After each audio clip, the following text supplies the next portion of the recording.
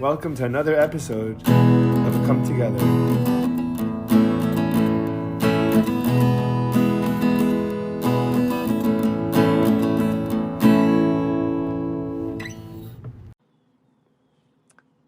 We're back. Just kidding. We're not going to actually go start from scratch. I panicked. Okay. Okay. So sorry. Yeah. So Vermont summer camp. Your parents sent you away to summer camp. You liked growing up in Vermont. We're going to ish. You did not like growing up in Vermont. Was it boring? Is it too boring for you? Yeah.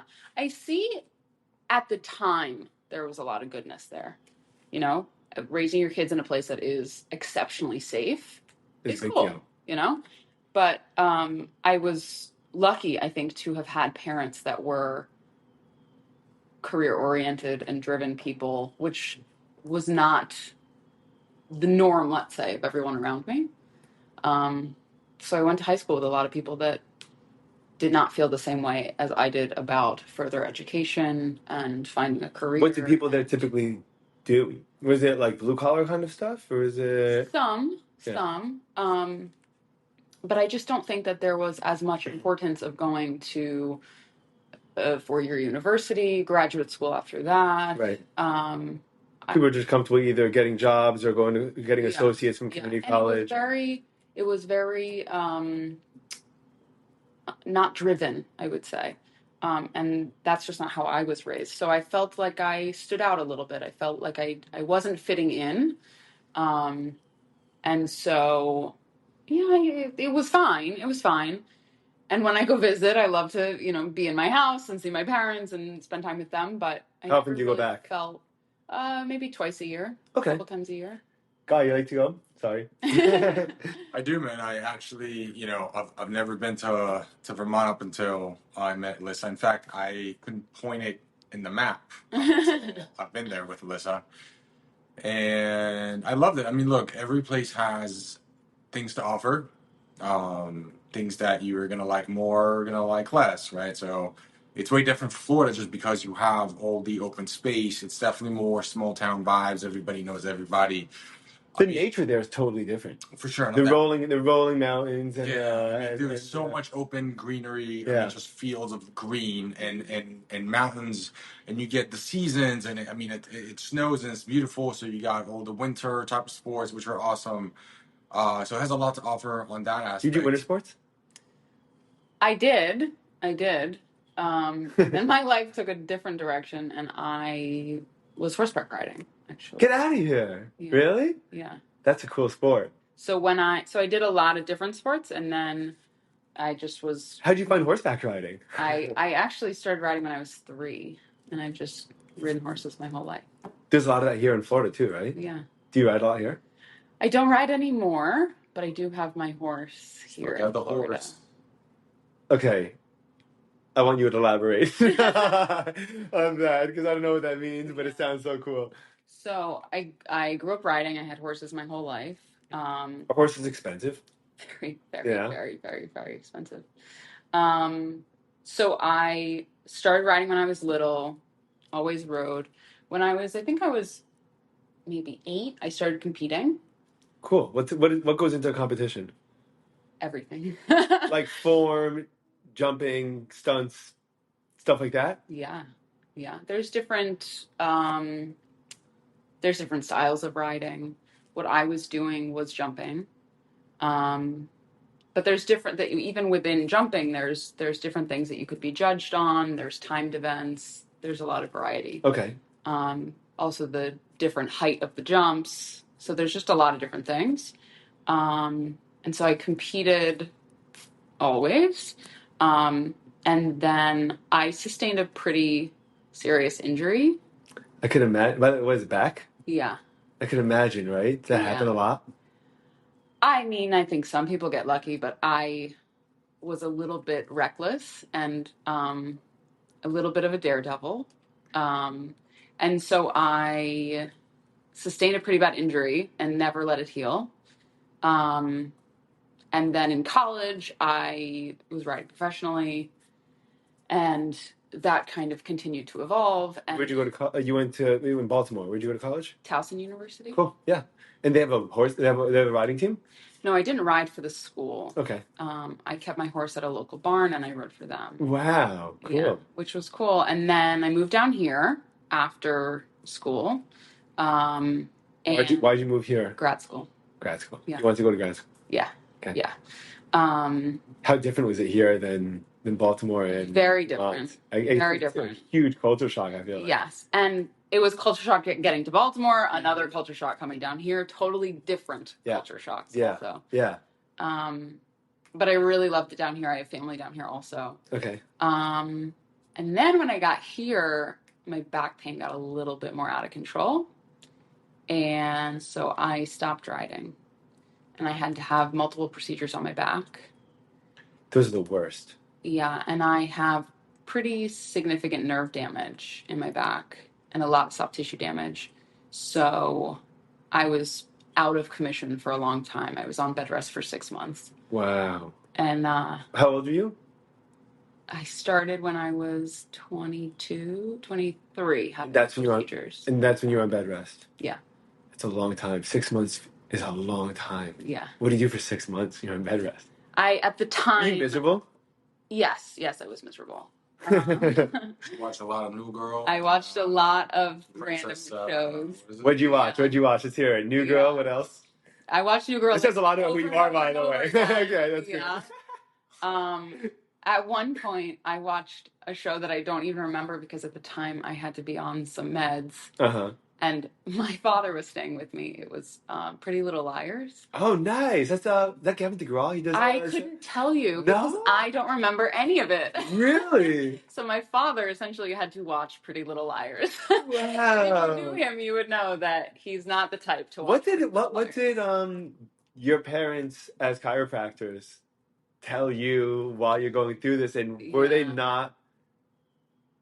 telling you not to do this, but like it was up to you anyway, and so they just let you do what you're gonna do? Or I think that I'm a competitive person. I come from competitive people, and so they want you to compete. I think that they listened to me, and I said I'm fine, and I downplayed it. I also didn't know at the time what the damage looked like, and I think if I had known what it looked like, I probably would have stopped. But also, there wasn't regenerative type medicine when I had this injury. Right. Are you doing that now? So when I started having the procedures, that's what I ended up doing was regenerative procedures. Gotcha. So like electroshock or... No, I did PRP. Nice. Yeah. I just heard about that. I just did a podcast actually with the doctor that does that in Coral Gables. Yeah. Yeah. He was telling me how that works. Yeah. It's really cool. So I had a very complex injury right next to my spine. And the cause of the pain was inflammation? That's what PRP would have helped with? Yes, and also instability. I mean, I had a 6-inch muscle tear along my spine. Oof. Yeah. How does... And I shredded... Does that happen at one go, or does that happen like a little tear and then like it gets worse and worse as time goes on? Truth be told, I don't know, because I didn't do imaging on it for 10 years, so I don't know. Right. But I know when it happened, definitely. You did an image. You did a... I had an MRI. MRI done. I had multiple MRIs. I had... I did... That's crazy. Ultrasound also, you could see the tear. Yeah. But I also had 3 of my ribs pop out of my back, and that's what tore the muscle. And ribs. You were walking around with popped out ribs and you didn't know? Yeah, so that's where my parents came in, is they would reset the ribs and push them back in, and I could take a deep breath and push them back out. Wow. Because I shredded the joint capsules. So this is legit. Cold. Yeah. Wow. That's how so that's from 23. How long were you? I mean, I'm pretty sure you can't be active at all for... Yeah, so I was really out of commission for a while once I started having the procedures, because PRP increases the inflammation to aid in the healing. Right. So it gets worse before better. Right. But I also it was a journey. It was a journey. I want to hear about the journey. Yeah, okay. I ended up having I had one doctor that did not do a great job. Okay. And from one of the procedures that he did, I did not see this going in this direction. I'm surprised we're talking about this. From this procedure, I ended up getting a really bad staph infection. How does that happen? I don't know. You don't know? It's just another debilitating thing. Does Guy ever adjust you? Does he help? Yeah, he adjusts. That's what you're here for, huh? Yeah. That's what I'm here for. So the irony of my life Not just is, the good looks. Yeah. It's not just just as surprised as I am. Right. The irony of my life is that both of my parents are chiropractors. My brother is also a chiropractor. No way. And now my husband is a chiropractor. That's crazy. And I have back issues. And you have back issues. So you haven't ridden really since. Not really. So you go visit your horse? Yeah, I go pretty often. Does Guy ride? No. I'm not allowed on him. No one's allowed on him. Really? Yeah. Well, he's not your typical horse. Yeah. He's a ex competition jumping horse. Yeah, he's a sport horse, so he's very powerful and very big. But is he very opinionated? Very opinionated. It's like trying to drive like a retired Formula One car. Like you don't just get in there unless you know what the hell you're doing. Yeah. You know what I mean? Formula One car that also sometimes might want to kill you. That has no personality. Right. So wait, horses have a lot of personality, right? Yeah. Do you train horses? I used to, yeah.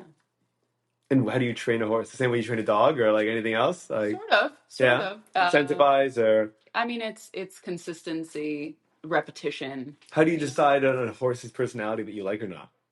Takes time. Like I mean, you can pick up on some of their mannerisms pretty early on.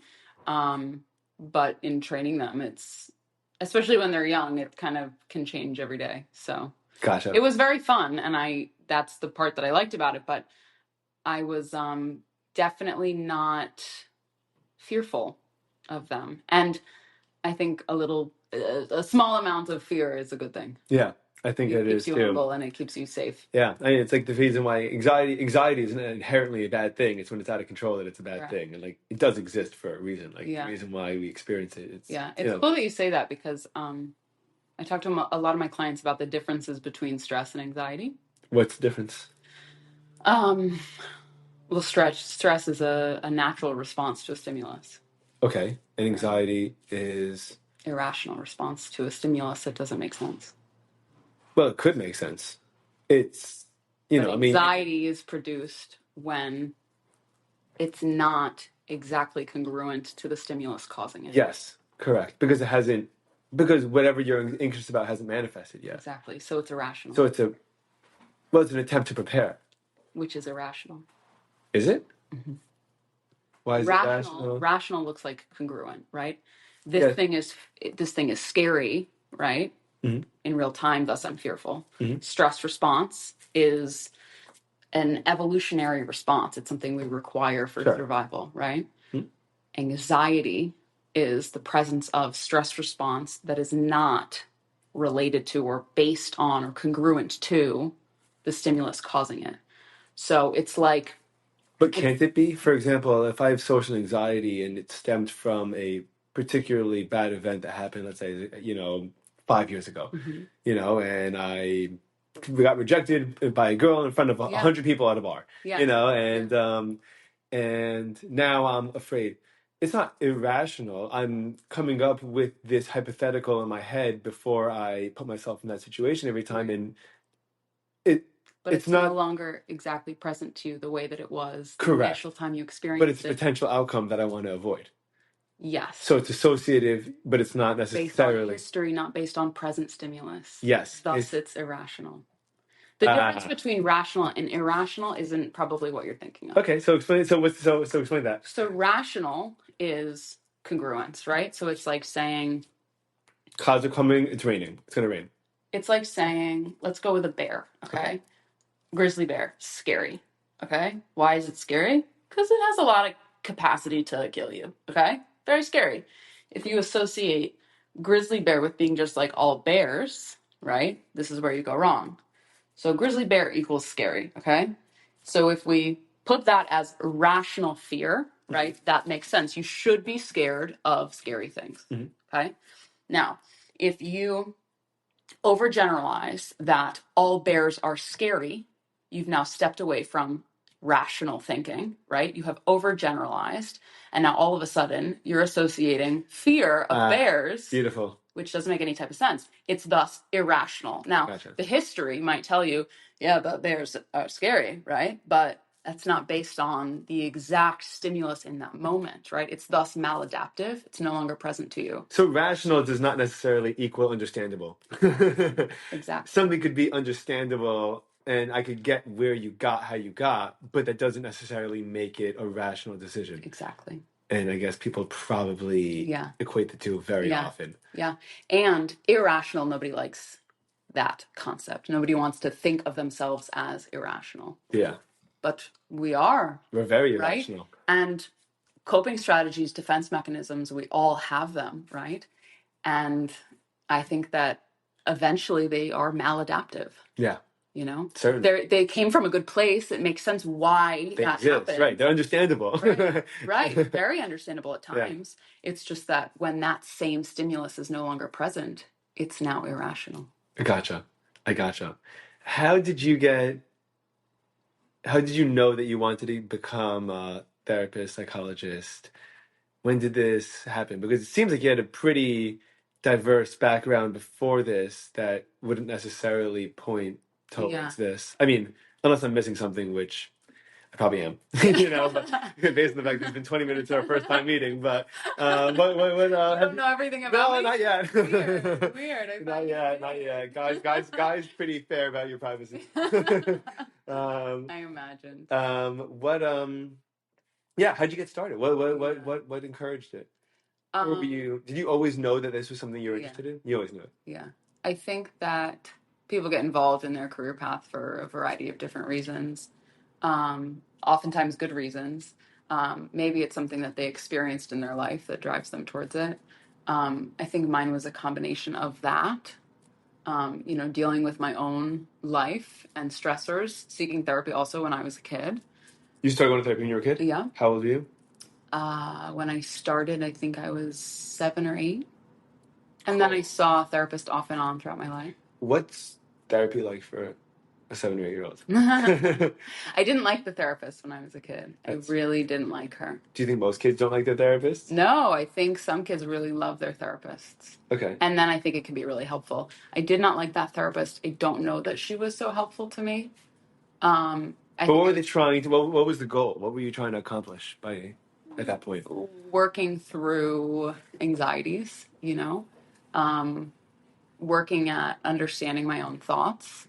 I think it was helpful to a point that I could speak out loud to someone, somebody outside of my life also, which I think is one of the best things about therapy. But I didn't like her. I didn't like that her office had painted clouds on the ceiling, which was supposed to be therapeutic. And that's like one of the things I remember about it. Yeah, I just didn't like her. And so I don't think I got that much out of therapy with her. So I don't think she was as impactful, but I came from a family of helpers, right? So I wanted to help. I didn't want to physically touch people the way that my parents do, right, with adjusting people, but I wanted to help. And then at one point I had a therapist that was very impactful in my life. Mm-hmm. And I felt like, this is really cool. I want to help people the way she helped me. And then... That's the best, isn't that? It was very, very impactful. But I think even bigger than that, I think therapy is who I am at my core. I think it's what I was meant to do. To heal. To heal. Understand. To work through things with people. To help them better understand their own thoughts and where they stand, identify additional ways of thinking. I think I was always meant to be a therapist, and I feel very strongly about that. Yeah. So it's cool that I had great experiences with it, but bigger than that, I think it was always what I was going to end up doing. That's amazing. Thank you. You're really fortunate to have figured that, did you know, so you think you knew that since you had that great therapist where you were like, this is like... I think that she was very cool and insightful to me, and I had a great experience with her, but I think she just kind of unlocked that for me, right? And led me to that understanding of myself, that that's what I was meant to do. I think that I probably would have come across it one way or another. Yeah. Do you think that therapy is for everyone? Absolutely. Yes. I think that every single person can improve themselves and their life by talking to somebody about it. Absolutely. Do you think that therapy has to be with a therapist? No, I do not. I think that it's, the training that a therapist has is not like that of your friend or your Certainly not. significant other. The perspective that somebody has on your life when they're not in your life is important. Any good therapist will tell you that we don't give advice. We offer guidance of like identifying your own advice for yourself. Yeah. But I absolutely think that every single person can improve by choosing to take responsibility for their own actions and make a change in their life. So you think therapy is really a call to responsibility? Yeah. I think it's about taking accountability of your own. I don't think that all people are willing to do that. I think it's a very, very challenging thing. Hey, that's the reason why when you force someone to go to therapy, it almost never works, right? Exactly. Same thing as rehab. Mm-hmm. Force someone to go to rehab, see how that goes. Yeah. What percent, 80, 85%, failure rate, that people. It's significant. It's super significant. Yeah. Because you have to take accountability for your own life and you have to choose to want to make things change. Yeah. And if somebody forces you into that, it's not going to make a difference. You have to want it for yourself. Gotcha. So what's your, so when do you become a therapist? How old are you when you, what is it called? LCSW? No, I'm not a social worker. I'm a therapist. So I'm a mental health counselor. Gotcha. Specifically. So Okay. Slight variations. I don't know what the difference between any of them are. So there's a lot of overlap, which is why it gets very confusing. Okay. Is my field, to some extent, my schooling is more specific to the helping relationship. So it's more focused on that, and it's also focused on the spectrum of mental health. Whereas social work is a little bit more focused on like case management and helping people assimilate into society. Social work, right? Yeah. So slight variations different, but a lot of overlap in what we can do. Yeah. So my license enables me to do a variety of things, just like social work, but it's just, nuanced differences, let's say. What kind of techniques do you use? Do you use CBT? Mm-hmm. And anything else? I would describe it as very eclectic. I don't think that all of the people benefit from all of the same things. CBT is a funny way of saying I do talk therapy. It's kind of like what we all say we do. Well, they're synonymous, aren't they? I believe so. People will tell you otherwise? People would definitely tell you otherwise. Okay. But I kind of use them as like tools in my tool belt. And when I think something is applicable, I pull it out. But what I think is most helpful above any of the like named types of therapy is I talk to people about their lives. I work with high functioning individuals that want to optimize themselves. Optimize, huh? Optimize. Yeah, that's a good word. Yeah. Especially throwing with a random Y in the middle somewhere there. Yeah, that's what we think. I think it's a great marketing pitch. Yeah. I think so. So you have your own practice? You do your own thing? Yeah.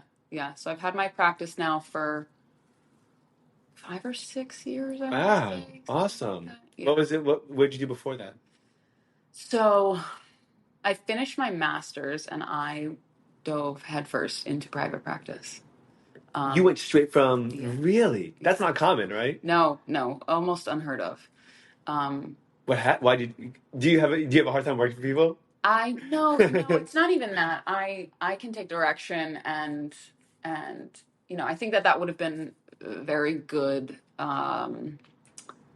learning for me also to work in like community mental health or something like that. But I knew what my end goal was. So you're like, why not just get started right? Exactly. And I really believe that like when you first get out of school, you have kind of the most amount of momentum and motivation. So I figured it's going to be a hustle. Yeah. now's a great time to hustle. So what do you do? How do you, so you graduate It was and tough. now you're like, I have no money. I don't know where to start. I don't know what to do. And I just know that I want to do this. First of all, when these kind of, because I think that, and this is really important, I think just in general, I think people tend to get super overwhelmed when you have a whole bunch of steps in front of you and a whole, you're like, that you want to get to here and you're starting here and everything in between is kind of just a big question mark. And that I think overwhelms an enormous amount of people. For sure. So how did you deal with that? So I think one of the things that was scariest to me was that there were so many routes forward, too many routes forward. How on earth are you supposed to know, which one you take, And I didn't really know where to start. I had a great supervisor, and she certainly helped me when she could. But I was trying to learn how to be a therapist and also trying to understand how on earth to run a business. Yeah. And running a business is not something that they teach you in grad school. They don't teach you that anywhere, which is the dumbest shit the ever. dumbest. Excuse me. Yeah, it's so stupid. The dumbest. And I think they do therapists a disservice in a program like mine that they don't talk to you about. They do running everyone a disservice. Listen, by my own choice, which is, say what you will about the decision. I was a creative writing and literature major, right? Even if I were to say with full confidence, I'm going to be a writer, I'm going to go to Hollywood and write scripts, I'm going to go to New York, I'm going to, write in a magazine or do journalism, whatever it is, I still need to know accounting. Yeah. I still need to know how to balance a checkbook. I still need to know what it means to pay a mortgage or what it means to do that. I didn't have to take, one math class that had nothing to do with anything. And, and I'm sure, everyone will complain, listen, I'm here to be a writer. I don't want to take accounting, or I'm here to be a therapist. I'm not here to take accounting classes. Yeah. But, what percentage of therapists go into their own private, what at least want to try go for making their own private practices? And so many of them flop because they have no fucking clue how to do it. Yeah. Which is a shame. So so you've been doing this. I'm curious also, it's a similar story I know for businesses and podcasts that an enormous percentage of them fail within the first year, right? And then I think once you survive for a year or two, then the odds of your success go up exponentially each year after that, right? Because you already made it way past where most of the other people are. And now you're competing with the top X percentage. Mm-hmm. Does that happen with private practices also? That a lot of people will start for a couple of months and then be like, oh, I can't do this. I would imagine yes. Have I looked into the specifics? Also no. But you've done it yourself. So what have you done yourself to stay successful? Okay, so first rewind. Let's go back to the beginning. So I was very fortunate because I had a very random gig. My cousin worked in marketing for a very big company, and she hooked me up while I was in grad school with a social media job. Okay, so while I was on bed rest, while I was in school, I was making money. Cool. And it was something. It was something that I could do. I was liking images on social media. I was reaching out to people. I was connecting with people. I didn't know anything about marketing, but it was, it was cool. So whatever, I worked a lot of hours.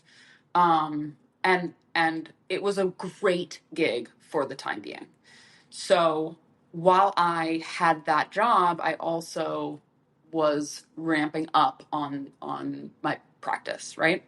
So I was fortunate to have something that was so flexible that when I needed to give hours to the practice, I could. I didn't have a set schedule. I didn't have set hours. I could work as much as I wanted to, as little as I needed to, whatever. And I also had very supportive parents. So, which is the best thing in the entire world. Right. And I was very fortunate to have that. So I couldn't have done this without some variation of it. And so it's very expensive to start a practice. And while I think I did it in the least expensive way, also, it's tough. And a lot of people don't make it because of that. Right. Totally. So I recognize how lucky I was to have those things. But it was definitely an uphill battle for a while. It's very hard to make a name for yourself when you are starting from nothing. Yeah. And I hated going to networking events. Hated it. What about them? Did you hate? You felt like you were cheesy. You felt like they were fake. I am not a fake person. I can't do it. I get awkward. I hate everything about it. I like real conversations with people. Yeah. Which is why therapy makes a lot of sense to me. Sure. But very surface bullshit conversations do not. And so going to networking events, I felt like I was so inauthentic. I felt like I just didn't belong at them. I would tell somebody I was a therapist, they would tell me their whole life story and every trauma they had ever experienced. And What do you I was do like, about that? please don't. Yeah. You could be a client, but don't tell me this right now. Yeah. Do you So get that a anyway, lot? I feel like you get that. I feel like people like hear therapists and they just a license to just dump. Yes. Just go crazy with that. Strangers, just anybody. So much so that at this point I have learned that I need to like make up or have like a cover story. Gotcha. Yeah. I'll tell them like something totally out of left field so that they don't ask any further. And That's smart. You ride horses. Yeah. I'm a horse rider. Yeah. I feel like I could be. Come up with something so outlandish that they have no response to it. So you start. So how do you get your first clients? Do you do advertising? Do people reach out to you? Are you on social media? How does someone build up there? Because I imagine that, like I know from my own business, that most of my clientele are doctors. I sell medical equipment, and most of them are not just looking on Facebook or looking on Instagram for this kind of thing. So I know that the channel of marketing that I have to go through in order to kind of get the best kind of customers, the best kind of clients, is not best invested in social media necessarily. What did you do at the time? At the time, I was just trying to meet people and talk to them about it. What else was I doing? I was trying a little bit of social media, but I hated it. It's so hard to maintain, right? It's so hard to maintain, and it's also very fake. It gives me a real appreciation for people that could do it, by the way. Yeah. Because the people that post like daily or, even 3 or 4 times a week, I'm like, it's exhausting and like it takes a lot out of you. Yeah. At least out of me, like even just sharing my stupid podcast and my story, I'm like, I look at it like I need a break after that, like it's exhausting. It's I can't do it. I'm not great at it. I'm working on it, but I'm not great at it. So I was trying to just get my name out to anyone that I could. Passing out business cards. Ugh, it was rough. But in an industry like this, once you get the ball rolling, the momentum that you have keeps it rolling. So then clients tell other clients. That's it. Referrals are big. So I really would say that a lot of the growth was referrals through other clients. Gotcha. Especially in the beginning. And then I got really lucky because I found some different online platforms that would enable me to get credentialed with insurance companies. Cool. Without me having to do any of the work. And that's why a lot of clinicians shy away from that, because to try and be the therapist, run the business, and handle the billing and the insurance stuff is way too much. There's not enough. Can I ask you about that? How does that work? Yeah. How does billing insurance work? So you get a client, a patient walks in, a client walks in, and it's either typically out of pocket or covered by X, Y, and Z insurance that they have. So I'm now in network with most major insurances, and so I'm now a member of these platforms that, since I'm in network with them, they handle all of the back end. So you have let's say a set charge that you charge per session. You pass that to the insurance company? Not even. It's less than that. So I have my out-of-pocket rate, right? So if somebody doesn't have insurance, they don't want to use their insurance, we can go that route. It's very easy. Cool. Somebody wants to use their insurance, I verify their insurance benefits through one of these platforms that I use, all right? They have negotiated reimbursement rates. And What so is for it? each So session, negotiated reimbursement rates means that you pass along X, Y, and Z. That's a $200 bill. the platform negotiates. So let's say, so the two main ones that I work with now are Alma and Headway. Okay. Okay. And two different platforms, but they operate similarly. So let's go with Alma. Alma has contract with all of these different insurance companies, right? And the way that it works is that they'll say, we'll offer you providers, Mm-hmm. and in turn, you send us the clients, right? For these providers. Gotcha. They already have an agreed upon amount that each clinician will make. And there's nothing taken off the top of what I make. I make more money utilizing these platforms than I would if I was independently credentialed with them, right? And the reimbursement is what's the word? Guaranteed By the platform. By the platform that you're using, right? That are associated with all those businesses. Exactly. Gotcha. So it's all streamlined for me. I don't have to personally negotiate rates as I would if I was People doing would it ordinarily have independently. to. Yes. So usually what would happen is you'd call Blue Cross. Mhm. You'd say, hi, I just billed this patient $200 for a session. And they'd say, we're going to send you back $150. Is that how it works? Yeah. So when you first get credentialed, you have to, let them know your credential. You have to let them know all about you, whatever. And they say, okay, we'll offer you this much per session. It's usually a garbage amount, but that's all they're offering. You say garbage amount, like under $100? Yeah. Okay. Yeah. Which is absurd. Okay. Sounds absurd, by the way, to go to school for X amount of Correct. years and then be a therapist or a Correct. psychologist. But they will offer you that amount because maybe, what your license is, what your degree is, whatever.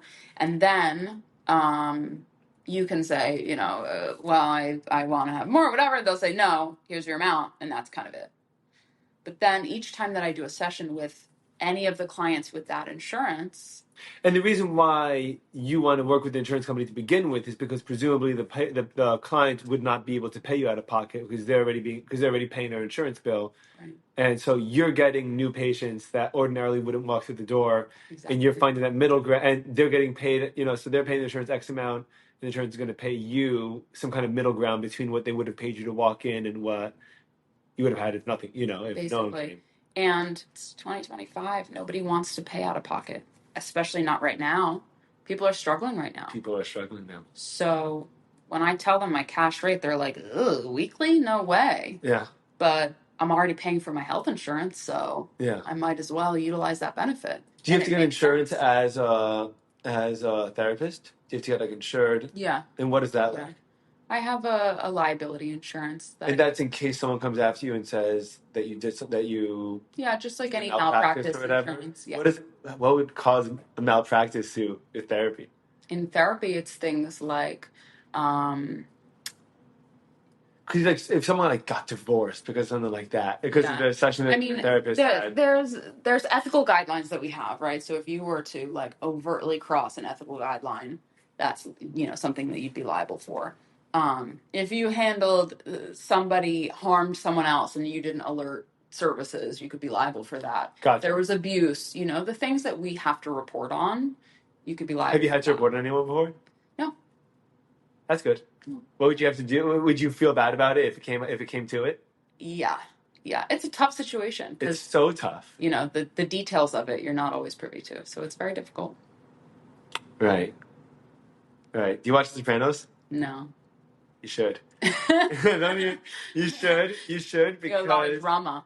Well, it's a lot of drama. It's interesting because I've heard from other therapists or psychologists that I've spoken to that watch the show that the premise of the show is that there's a mob boss and and the fundamental relationship in that show is him with his therapist, and he's like the first mob boss to ever go to a therapist, and he's trying to juggle his life of raising a family, his wife, his gumar, his being the boss. Wait, what? I didn't know that was the premise of that. Yeah. And the whole show is actually a psychological evaluation of who Tony Soprano is. Oh my God, and at the end of the show actually comes to a conclusion because they actually diagnose him. and the That's therapist hilarious. says, "I'm sorry, I can't work. I don't think I can help you anymore. I think you're beyond the scope of what I'm able to do, to work with." Yeah. And then the show ends very, very short after. And so the whole show, but what when I've spoken to psychologists and therapists about the show, like, she's the worst therapist. Yeah. like if she was That's anyone's what's tough. therapist in real life, Yeah. like, it would be a shit show. Yeah. It was terrible. So That's what's tough when you I mean, in any profession, right? When you see it on TV, it's always like slightly different than how you'd need to do it in real life. yeah, But I didn't realize that that's what the premise of the show yeah, was. yeah, That's yeah, very yeah. interesting. It's cool. And there, I mean, I don't know if she shows up in every single episode, but and she also goes through a lot of these moral quandaries, having to be a therapist for a mafia boss, and like, on one hand she wants to help the patient, on the other hand, he's very overtly telling her, like, "Oh, I had a friend of mine, and he had to disappear," Yeah. like, you're like, Yeah. well, what? So I wonder how gray the lines are. That if someone says something like that, like someone insinuates a crime or someone insinuates something So illegal. our legal parameters are that everything stays confidential unless, of course, you express interest in harming yourself. That's number one, or harming someone else, right? So if they express that they have the means to do it, a plan for action, maybe a history of violence, things like that, then okay, we deem this to be a legitimate threat. Contact authorities. Right. The difficulty in the mental health field is that these systems are designed to be helpful, and they are oftentimes not. Can you elaborate? So in Florida, we have the Baker Act system. Okay.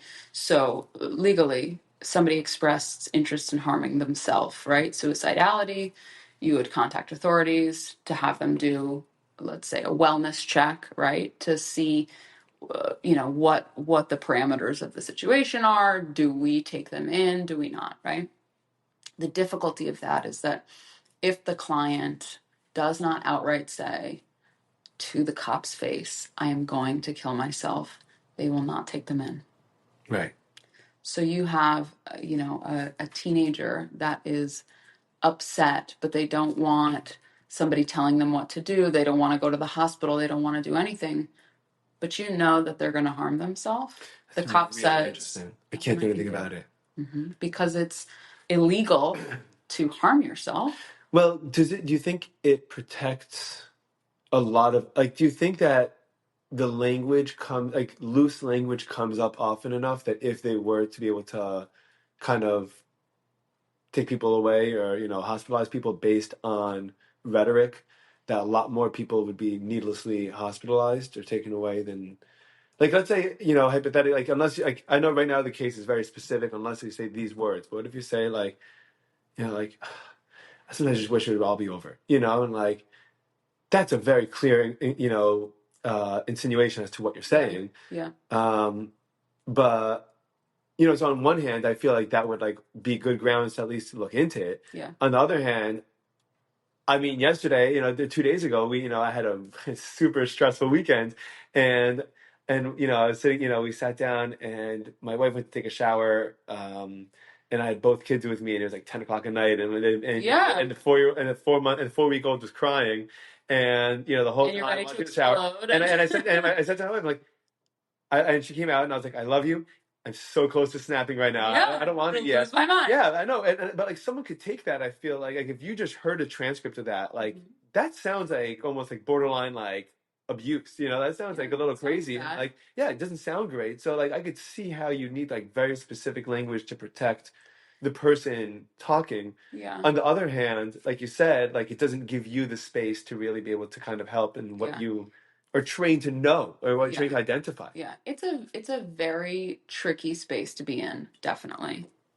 At the end of the day, I think what stays most important is somebody's safety. Yeah. So I'd rather overcorrect than undercorrect. Okay. Definitely. But the difficulty really is that we all say stupid shit sometimes. We all say stupid shit. Like, been there.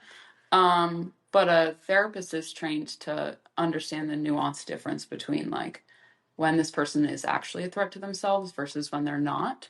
And there's things that we look for, kind of reading between the lines on what somebody's saying. And so by the time a therapist is contacting the authorities, it's because they've likely, and again, I can't speak for all of the therapists, but if you're well trained and you're doing your job, yeah, you've seen the signs. yeah, then, it's because this person has been deemed to be a threat. Yeah. And when the police get there, that's unnerving, Yeah. And no, I don't want to go with you. I'm not going to kill myself. That's oftentimes the response that people get. I think that we have a crisis of mental health in this country that's quite bad. And I just think that the systems that are in place are designed to be helpful and are not always helpful, which is tough. And I'm not saying I know the right way. All right. For the record, I don't know all of the things, but Do you have any tough. do you have any ideas as to what do you think could make it better?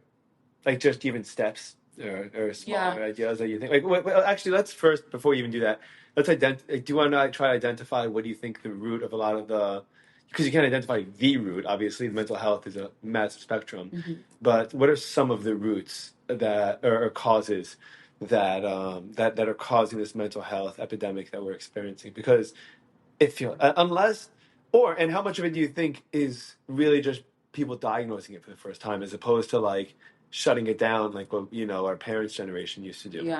Yeah. I think that there's a lot of reasons, like you said, there's a lot of reasons. I think it comes from a lot of different sources.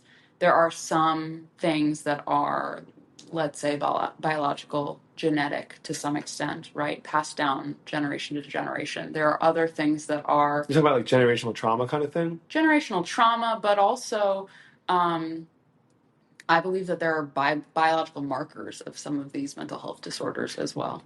For example? Like you just any random example. Oftentimes with schizophrenia, there is yeah, that's genetic. Marker. Right. Sometimes bipolar disorder, but the truth is that I can't even say with certainty that one of these is definitely genetic. Yes, but sometimes also it's yeah. And that's why mental health is so abstract and so complex that there isn't any one specific cause, right? So with that being said, that it kind of can also come from maybe anything.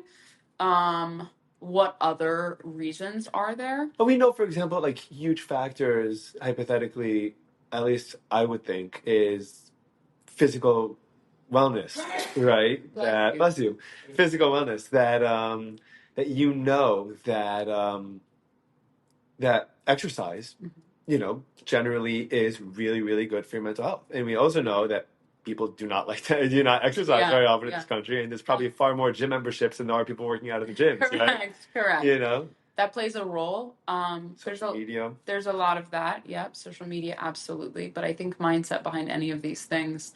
I think that the conversation around mental health is oftentimes about like this stigma that there is, right? About getting help for something like that, or you have to be crazy to get help for something. That this idea is, it's not bad enough to seek help. But the truth is, when you don't opt for some kind of help, that's oftentimes when it gets worse. Correct. So almost like preventative maintenance. Exactly. And preventative healthcare is just not liked. It doesn't exist. Much. Right. Because it requires responsibility and discipline. And accountability, yeah. Which a lot of people don't have, especially nowadays. Also, willingness to work hard, A lot of people want to pop a pill to forget about all of the things, or to mask it, or to Band-Aid it, and they don't want to work on themselves to make things different. So if you're trying to convince someone that is like, listen, like, I may not be getting better, but I feel fine on a day-to-day basis because of X, Y, and Z, and like, I may not be thriving, but like, I'm going through life, like I'm just one of those people. Like, why would, like, what do you think would incentivize them to, what do you think would incentivize the average person to be proactive and healthy about themselves? Drive to want to be better. And if you don't want, you can't. Right, I was about to say, I feel like a lot of people don't have that. I feel like a lot of people are just content with, I feel like complacency. Yeah, and complacency is kind of almost built into human nature, I think. I think that for some people, for me, like my biggest challenge with everything I do is I have a tendency to think good enough.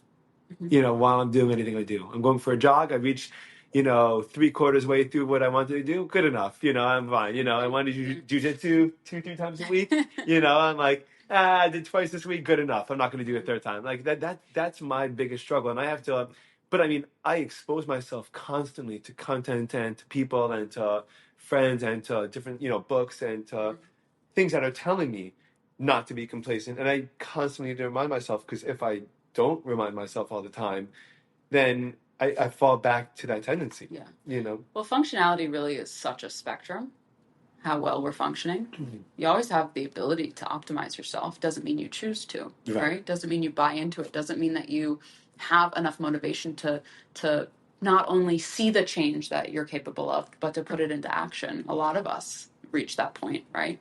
But I think that mental health is also such a spectrum. And how well are you functioning, right? If you are stuck in neutral and that's okay to you, you'll probably stay there. If you're in neutral and you're uncomfortable, good. You should be. Now you'll make a change. Yeah. Nice shift gears. So I think that that's where some people find themselves, but people that are comfortable in neutral won't experience that. And is that part of the mental health epidemic? Probably not, because neutrality is worse than being net negative, right? And there are a lot of people in a net negative here. You think people that we definitely have a self-destructive tendency, I feel like, And part of that, I believe, is an enabling culture that we have. Do you want to elaborate on that? Yeah. Because I would love to hear what you think about that. Yeah. So I think that back to this idea of kind of the negative connotation that mental health has, I think that while we're more likely nowadays to talk about mental health than we were, let's say, 20 years ago, right? That's very cool. Let's keep doing that, Yeah. The downside of that is that there's kind of what's going hand in hand with that is this glamorization of being unwell, right? Yeah. That it's not about being relatable to other people that experience difficulties. Ooh. But you have some of these celebrities coming out saying, I'm bipolar and these are the meds I take and it's so great. And you're glamorizing something that's not so great. We can normalize it. It's a fascinating observation. Yeah. It's really interesting. We can and should talk about it. We should talk about the difficulties, but tell me how hard you're working at helping yourself. That's what we should glamorize, right? That's what we should focus on. And I think that with this culture of, talking about the struggles that people experience and how cool or trendy it is to have anxiety, you have people just slapping around labels as though they don't mean anything. She's bipolar. What you don't even know what that term means, So we're glamorizing it without actually talking about you have to put your ass in gear and I feel like people are saying that a lot about difficulty. autism these days, right? I feel like everyone's talking about autism and being on the spectrum a little bit, and they're just it's become a massively popular movement. It almost feels like it's just to spite RFK, It almost feels like it's just trying to spite the fact that when he says they're trying to get to the root of why it's exploded. That.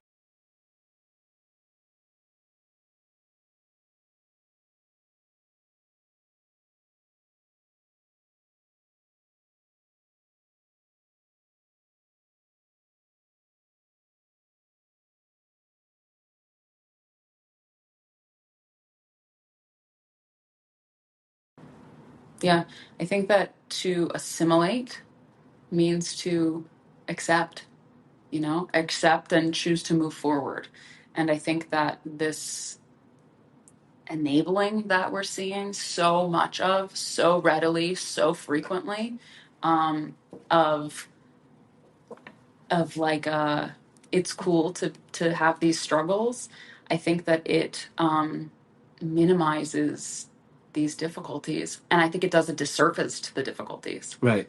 To the realities of what life is like. Well, it's really interesting because I feel like there has to be a middle ground, right? Because on one hand, we just grew up with a generation that just completely shunned aside any kind of aspect, notion that you cannot complain about how you feel or what your place is in the world or you can't have those kind of questions and like shut up and go back to work kind of Yeah. thing, you know? And now it's almost like the total opposite, where it's like we want to know exactly why you're not coming to work today, and then we'll encourage you not to come into work today Right. because that's great, as opposed to saying, I feel like the sweet spot would be like, hey, you need a mental health day or X amount a year. I understand that, you know, but what can we do? Like, that shouldn't be your baseline. Like, we want you to be better. We want you to be healthier. We want you to feel better. And like, if you need it, we understand. What can we do to make sure that you don't need those, that you feel happier on a day-to-day basis, more fulfilled, more content? Yeah. How about you're struggling today? I see you. Here's resources that can help you with that. You're expected to be back at work by this date. Interesting. So we're giving you the opportunity to get back. Almost like if you hurt yourself, right? If you broke your leg and you're like, okay, well, I have 2 months out now because I broke my leg, and then you take 6 months off because you just don't feel like going back to work, then you probably won't have a job when you get back. Exactly. So get your shit together, but also we'll help you get your shit together. Interesting. Right. I love that. And I want to go back to something that you said because I think it's really impactful. You talk about, this gray space. And I think that that's so important for kind of any and all of the topics. Anything that you could talk about. I think that moderation is key to everything in life. Anything done in the extremes is not done with health and or wellness even being relevant. So any topic that you could come up with should seek moderation. Yeah. And when it doesn't, right? When it's done to whatever capacity that's too much, there's some amount of failure to that. You're speaking my language. You're speaking my language. And it's actually crazy when I've discovered this a lot in the last couple of years of my life. Even things that I've kind of taken for granted as like I assume to be good or true or like just the way things are is not black. It is not black and white like I thought, and it's hard. It's hard. It's so hard because you have a tendency towards that, towards that bias, towards that extreme. Yeah. And you also know that turning your back on it is turning your back on the way that you've thought about everything until now, your entire life. That's what I feel.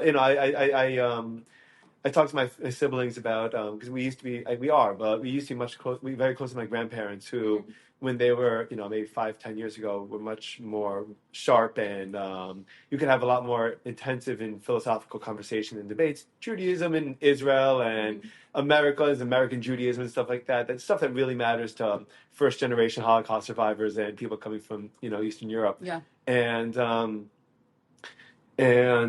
it was always like this or that. And I understand where it came from, but then now looking back 10 years later, and now looking back with my own family or with my own life and my own experience, I'm like, things aren't as this or that. And I'll tell my siblings, we can't even fight with them, because if you tell them that this way is not that means that everything that they built since World War II, since the Holocaust, is not the case. And they can't face that. And I don't even know that we should make them face that. I think that they've lived a great life. They've done their responsibility to humanity. They've built a better world. They've had kids. They've had a family. They've passed everything down. They've done their job, and like, let them have this almost on one hand. But that doesn't mean that for us that we should fall to this. We should fall for that same kind of doctrine. Yeah, absolutely. I think that you're exactly right. That's just kind of the way that they existed within their world. That's what got them through. These are coping strategies. Also, I think they lived at a time where having definitive answers for things was something that was defense and also coping. Right? Yeah, sure. So it makes a lot of sense as to why that was so heavily utilized at that time. Again, it's now maladaptive, right? Because it just no longer suits you. There are things in life that we have to definitively know, how we feel about something, where we're at, right? Like, there is still black and white. We're not saying that that no longer exists anymore, right? But what we are also saying is that the importance of all of the things being done with moderation is also very real. Yeah. And to allow for this gray space sometimes means that you give yourself the patience or the willingness to accept that things will not always be exactly your way, and also that's okay. Yeah. Yeah, it's a lot easier said than done, by the way. A lot easier said than done. You know. Absolutely, but it doesn't How are really you care with about your that? feelings. How are you with that in your life? Personally, I think different topic areas, I struggle with it more than others, for sure. For example? I'm also human, okay? Yeah. What areas do I struggle with? Do you catch yourself? Or Absolutely. Absolutely. And my response, largely irrational, okay? Like, again, also a person. Yeah. He can testify to that. He knows that it's true. Because I think it's always a work in progress. You know, you come across a new topic area and all of a sudden you're just fighting, going against the current, and you don't really want to place an amount of acceptance on this is just what reality looks like. Yeah. Right? But you could kind of fight against it all you want. It doesn't mean that things are always going to go your way. And you end up hurting yourself more. That's the other thing you notice. You end up like, what do I even need to do to this? Do this to myself for? Right. For what? So, I think that accepting sometimes this is okay, right? It doesn't look the way I want it to. This person doesn't agree with me as I wanted them to. That's okay. I don't need to force that upon them. They don't need to see things how I see them. I can do something and have the outcome be maybe different than I thought I wanted it to be, and also that's okay. I think it's a big deal to actually say these words out loud. Mm-hmm. There's a book I just gave, actually, the guy did a podcast with yesterday called Chatter by Ethan Kross. Okay. He was on a Huberman's podcast. That's why I came to buy the book. But one of the things, the premise of the book is that we have that voice in our head, and we can actually mold and shape that voice. That's why, like, if you ever see kids talk out what they're doing, it's because they're speaking out a process that, as we get older, becomes that kind of chatter in our head. Mm-hmm. And we can also continue to reframe those voices in our head, but and it doesn't necessarily need to be through talking, although talking is a very effective way of doing it. Yeah. And so I've found that even since I started saying these kind of things on conversations and podcasts and stuff, one thing, for example, that I noticed that's very, I go to, I pray 3 times a day, and sometimes when I'm going to synagogue, I notice that someone is praying for longer or shorter than me. And my initial reaction is to judge them based on like the extent of their prayer. And I'm like, and I have a legit conversation in my head every time this happens. I'm like, oh God, who's this guy think he is? And I'm like, who do you think you are, you douche? And I have to keep on going back and forth. And like, what am I doing? But for years, I didn't even have like that kind of like, even though I knew the concept to be true, it wasn't in the forefront of my consciousness. It wasn't something that was actively there. And I also think this is what the huge benefit of podcasts in general has been, and why they become so ubiquitous in society, is because it's people saying the things and reinforcing healthy ideas that can really make a lot of people's lives better on a regular basis, that you can kind of like bask in, like an overall. By the way, unfortunately, it's a double-edged sword. It's a tool, just like anything else. You can surround yourself with the wrong ideas too, and unhealthy ideas, but if you find the right ones, and you're building good habits out of that, and you can usually tell, I feel like, the difference between I feel like everything is either junk food or healthy food. Mm-hmm. And like and everything in life. You can have a relationship that's a junk food relationship. You can have a relationship that's a healthy relationship. Yeah. You can have a business, right? I had a big post I posted on Twitter months ago about how I felt bad for the Haktua girl, because I was like, this poor girl does an interview. Her life explodes. All these deals, overnight marketing and podcast deals, and you get a manager and an agent, and everyone's referencing you, and money pouring in, and you're totally not prepared to handle it. And then all of a sudden, 1 million people are telling you different things from different perspectives, and you make a mistake that publicly makes you look like the worst person ever, and then the whole world hates you within a month. Yeah. So within the whole month, you're not prepared for that. That's junk food to me. That's the same thing as binging a bag of chips or Bisley or anything else, and then you feel nauseous after, and you're like, but if you go through a business where you take 5 years to build up, 6 years, 10 years to build up a business, and then success comes, and you're much more even-headed about it because you're like, I know what it took to get here, and I've been eating carrots and vegetables and tilapia, exclusively tilapia for 100 years, and I don't care about the micronutrients, and I don't care about bottom dwellers or anything like that. Then and things done in moderation are always best. Yeah. Absolutely. Toxic relationships, there's no moderation in that. Yeah. Yeah. Like love bombing, it's a term that like a lot of people use. I just heard it yesterday for the first time. So trendy. It's trendy, really? Shoot. It's a very real term, okay? I'm not saying that it doesn't come from the right place, okay? We do use that term, but I think somebody caught on that we use that term and thought it was cool, and now everybody uses it. Okay. It's very real, but why is it so toxic? Because it's done in an extreme. Yeah. Right? It's, oh my God, this person made me feel like I'm the only one on the planet, and they want to move in with me, and they told me they love me. But when we talk about things like this is everywhere in society, so it's not a surprise that this happens. Because we enable it. Well, because it's convenient. You want what's convenient. And it's glamorized. Right. I was talking to someone the other day, and we were talking about how until now in history, intelligence and knowledge has been of value, like one of the most valuable tools that you can have. And I think starting probably 5 years ago, but especially today, autonomy and discipline are going to be what's going to separate someone from being successful or and that's going to be the top class. The top class are going to be few and far between. Correct. The people that choose the hard path, that choose to take their time for something, that have the healthy relationships, and most people are not going to be able to, are not going to know how to. They're going to just choose the convenient way the whole time, and they're going to keep on choosing junk food. We have that choice of junk food or healthy food in every capacity of life. Yeah, I think that in American culture we have an unhealthy relationship with this need for instant gratification in kind of all of the things. If there's hard work involved, we lean away from it. Right? Or we try to figure out how to make it less hard work. Right. Efficiency, effectiveness, those should both be important, which is something that we've strayed from. Now we really only focus on efficiency. Yeah. Right. I think, yeah. And now you have, this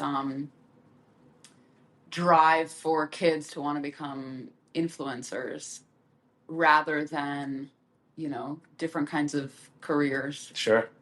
It's because it's glamorized, glorified, definitely. And also it's just not something that I feel like also it's one of the few, call me crazy, it feels like it's one of the few stable jobs that people are talking about. Like AI is taking everything away from everyone. And I feel, and I know that the answer that the American children want to be influencers has been going on for a lot longer than AI has existed, for sure. And that's a whole other conversation.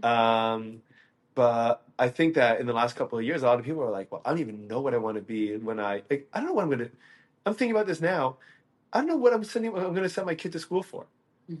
I don't know what he's going to learn at school that's going to be effective in helping him, in helping him in a way that he can't learn to be a disciplined self-starter that learns everything he can learn at school by himself anyway. Yeah. Well, the concept of stability is kind of ever changing, and if we don't acknowledge that and if we don't accept that, we get left behind. Yeah. This idea of what we think stability is supposed to look like is kind of archaic, and if you don't stay with the times in some way, doesn't mean you have to completely assimilate, but if you don't accept it for what it is, you get left behind. Yeah, definitely. Oh, what's that? So what tools do you use to manage your own mental health for your own life? I use my husband. Excellent. That's what every husband should be there for. He is a wonderful support. What do I use? Or what have you used before you got married? before you met Guy? When did you meet Guy? How old are you? When did I meet Guy? Almost 5 years ago now? 4.5 years ago. What did I utilize? I talk to my people. I talk things out. Do you have a group of friends that you feel like you could talk to, and then you talk to your therapist as well? or Yeah. Also, do you have different topics you go to different people for? For sure, as any smart person should. You can't go to any one person for all of the things, other than your therapist. You can always go to them with all of the things. And while I try to go to my husband with all of the things, the truth is that he's not supposed to be there for all of the things. That's too much pressure to put on any person. But I think that I seek benefit from different people, depending on topic area, and also family, and also myself. In terms, what do you do with? How do you do by yourself? I try very hard. It's not always successful, but I try to talk things through with myself. That's a great tool. It's a life skill. Doesn't mean I'm always good at it, for the record, but I certainly try. Yeah. You know, the way that we. You talk it out loud to yourself, or you write it out, or what do you do? Sometimes I talk about it out loud. Sometimes I'm just in my head, which also isn't always great, because that's how spiraling thoughts really manifest into. Isn't it interesting how thoughts work in your head versus once they come out of your mouth? Mm-hmm. Yeah, I think is one of the reasons why I think therapy is so impactful. Correct. When you have to find the words to verbalize something, it's a different level of understanding and conceptualization of how you actually feel in order to produce it. Mm-hmm. Right? Sure. So to write something down, also helpful, right? You have to figure out what it is what words you want to use to say what you have to say. Same thing with saying something out loud. Right. So it's a better understanding. One of the most valuable skills that I learned from my college writing professor was to be raw with your words and writing. And we live in a world that it's not encouraged to be, even to ourselves, like no one else has to see it. But like when you just say like, I feel like a piece of shit today, like I did something today that like, either I behaved this way or I felt this way, and like just that honesty to yourself that like even if you rip it up and and no one ever sees it and you throw it in the garbage, you burn it, and no one ever sees it again, like I feel like just that act of transmitting something from in here, either out your hands or out your mouth, enormously has helped at least me. It's been an enormous tool. And a lot of times either writing or speaking these kind of things out, I'll often emerge with an understanding that I didn't even have before I started talking or writing. Exactly. Well, that's exactly the point, right? Because you have to identify for yourself how you would even come to explain what it is you're trying to say. So that's absolutely impactful.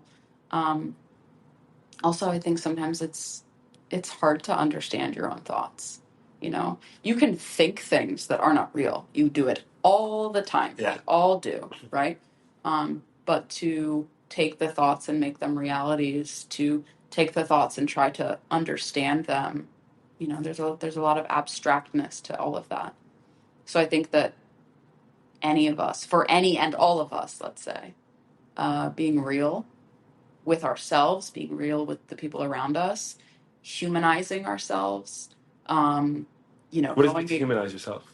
Like to keep yourself like at hold yourself to the same standard as you hold everyone else? Yeah, and also moving away from the perfectionism that we think we all need. Yeah. I think that one of the things that sets my practice apart from other practices that I've seen is that I try very hard to focus on being relatable and talking about reality and the difficulties that just exist for kind of all of us, in a way that's moved away from the clinical, but is still very helpful. It's rooted in the clinical, but it's kind of moved away from it. And I think that that's where we all find benefit, right? Because when you can be real outwards, either towards your therapist or to yourself even, right? That's when growth happens. Yeah. Yeah. Do you think that people should stay with a therapist forever? You think that, like, what do you, like, do you encourage your clients to just keep on coming back? Or do you say, like, oh, it looks like you have the tools you need. It looks like you've been in a good place. Like, come back to me when you need it. Like, how do you approach that? How do different therapists approach that? I think there's a lot of different perceptions of that. I don't believe that there's one that's right or wrong for any individual. for any individual. So you have to base it on the person. Yeah. I think that a therapist should tread lightly on trying to decide for any other person what is or is not therapeutic for them. If I tell my client, we've been seeing each other for a year and I don't think it's therapeutic for you to come here anymore, my client might say, but I just feel like you hold me accountable and I just like talking to you each week. Do you get clients that fall for you? I've spoken to therapists about this before. Actually, I dated one when I dated a therapist when I was, oh god, maybe 24, and she would tell me all the time that patients or clients would like confess their love to her, like because she felt like they're opening up and being honest, and like you get that. I've never had that experience. I did work in a homeless shelter for a short period of time, and that was different. That was a different experience.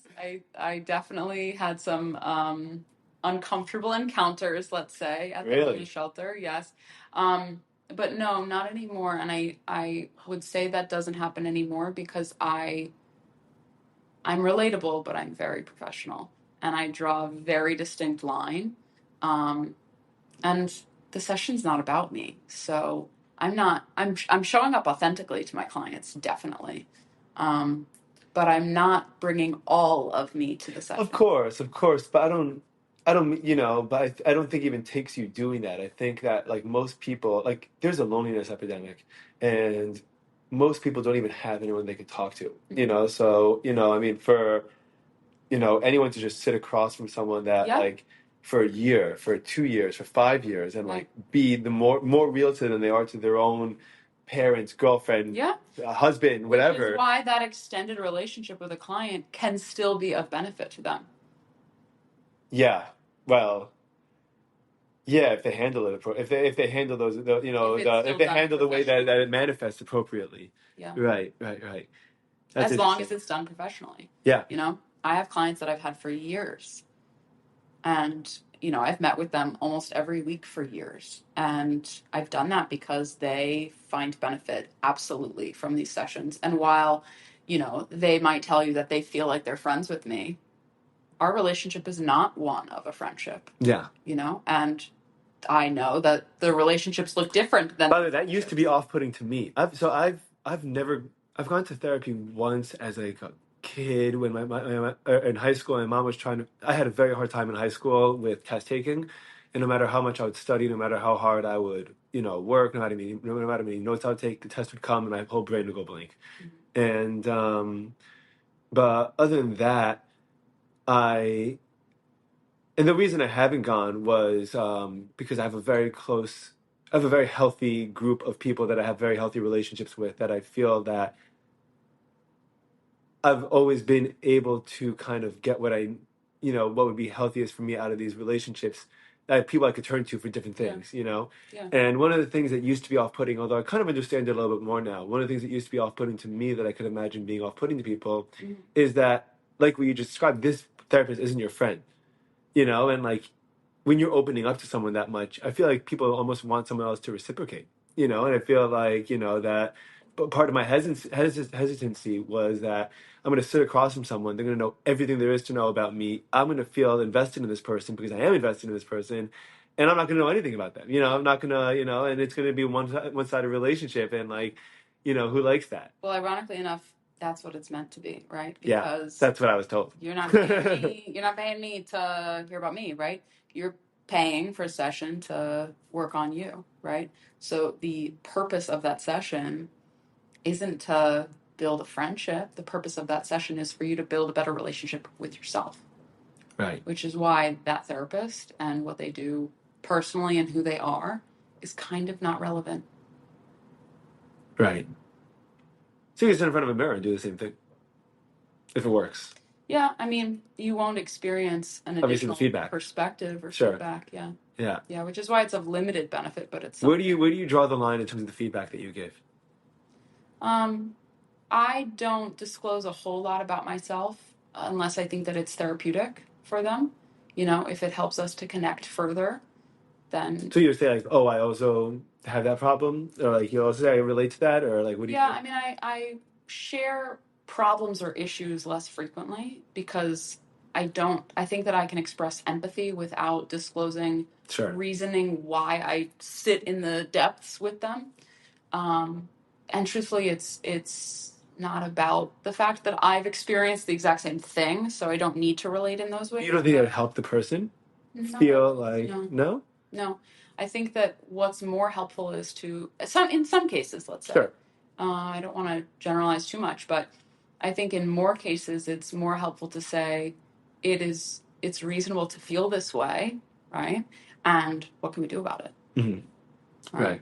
Because if I just sit in the shit with you, we're not getting out. So you're more prompt.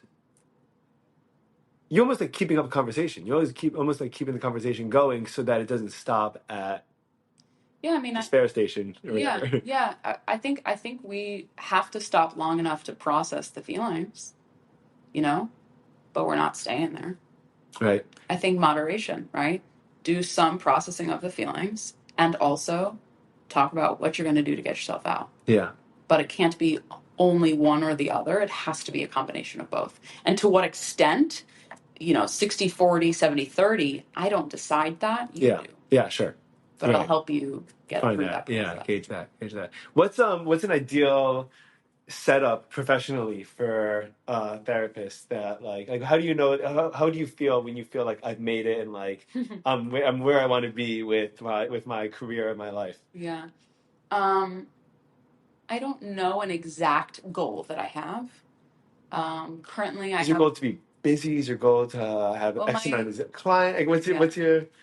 It's ever expanding, I would say. So I don't have one specific goal because it shapeshifts and it just keeps evolving. My caseload is full, which is very cool to me, and That's I love crazy. that. What's considered a full caseload?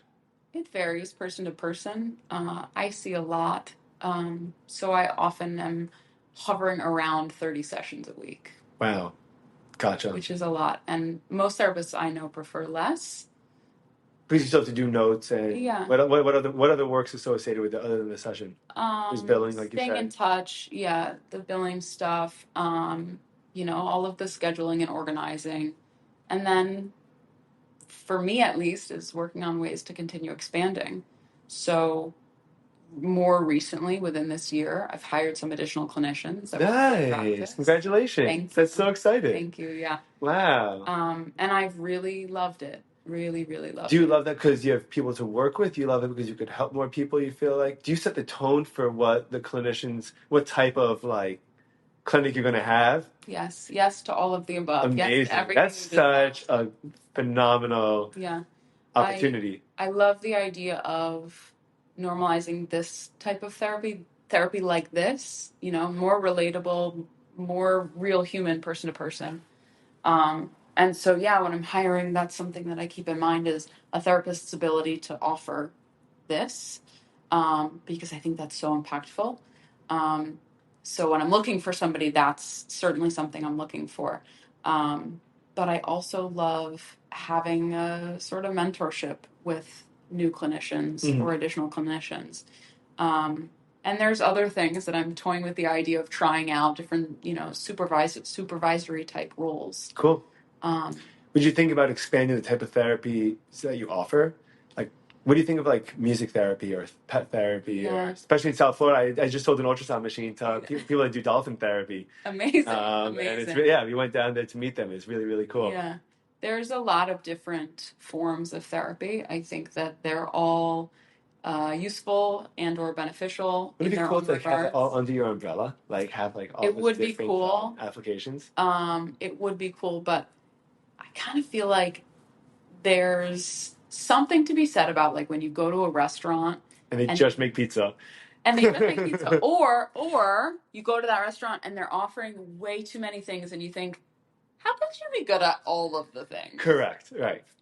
So I don't want to be that. I also don't want to offer only one thing. Yeah.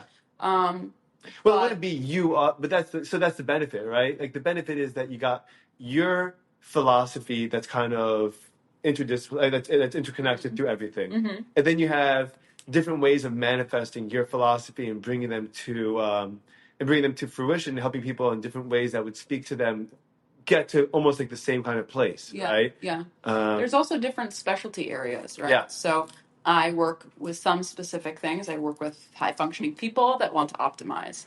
Under my umbrella, the clinicians that work with me, will see some type of variation of that, people wanting to work on themselves, obviously, but different trauma areas. I might have, one clinician that focuses on trauma. I might have another clinician that focuses on grief, right? Yeah. So I like to have the variation That's cool. there. Right. But in my own practice, my own caseload, I keep some variation, and I like to lean into what works. I think it's a life skill. Mm-hmm.